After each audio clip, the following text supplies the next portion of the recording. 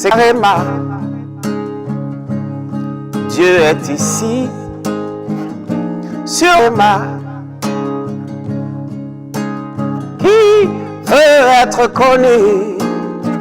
Bienvenue chers téléspectateurs à votre programme de méditation, c'est le Réma de vie. Nous sommes jeudi le 7 mars 2024. Nous sommes avec l'apôtre Johnson Suleiman et la lecture de la Bible aujourd'hui. Nous lisons Juge chapitre 10 au chapitre 12. Le thème de cette méditation, c'est la 5e partie du message qui dit « Le prix de la grandeur ». Le texte dit « Isaac sema dans ce pays et il recueillit cette année le centuple, car l'Éternel le bénit. » Genèse chapitre 26, le verset 12. Pour être grand dans la vie, vous devez être concentré pour y parvenir. De nombreuses attractions secondaires retirent votre attention. C'est lorsque vous leur prêtez attention qu'ils deviennent des distractions. Donc, tout ce qui n'est pas de votre intention ne doit pas attirer votre attention.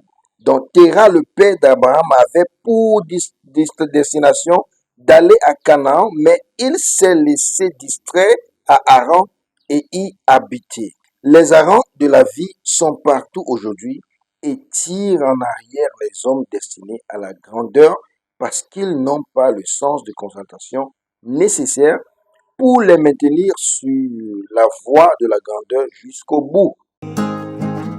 C'est Réma. Dieu est ici, sur Réma.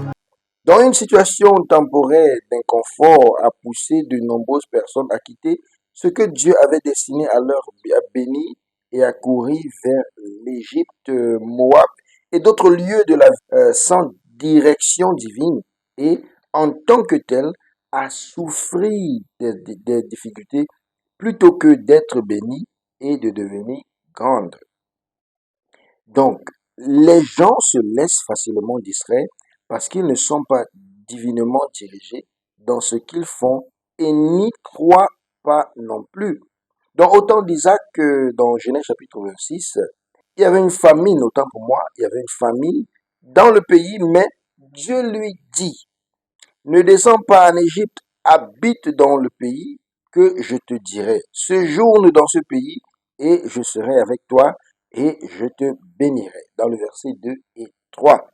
Et Isaac habita à Guérar, il sema dans ce pays et reçut dans le même pays la même année au centuple. Et l'Éternel le bénit et l'homme grandit et il avança et grandit jusqu'à devenir très grand. Nous voyons cela dans le verset 6, le verset 12 et aussi le verset 13.